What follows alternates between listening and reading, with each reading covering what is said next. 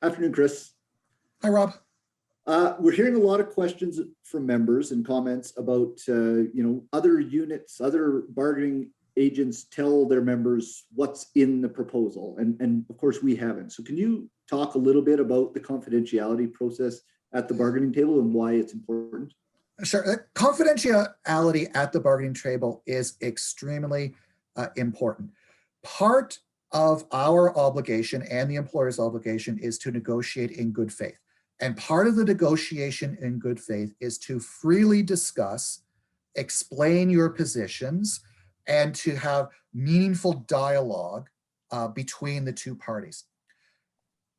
An employer, particularly a government employer, their willingness to be candid with us during bargaining and their willingness to have meaningful dialogue will be limited if they are concerned that we are not keeping that dialogue confidential.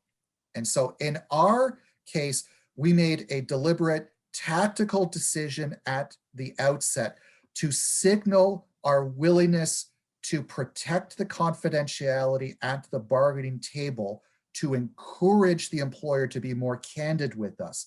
And how we signaled that is by not releasing publicly what our proposal was and not releasing any of the details about what's being discussed in bargaining, to build that trust at the bargaining table so that the employer is willing to be candid with us when they're saying, this is why we're saying no, or this is why we're making this proposal, and here's candidly why.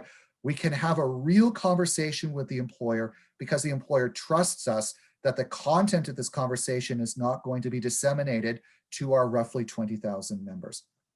So the short answer to your question, Rob, is it's a tactical decision we made, particularly as a new bargaining agent, to engender trust with the employer and to signal our ability to preserve confidence in order to allow them to share confidential thinking on their side with us. It leads to a better result at the end.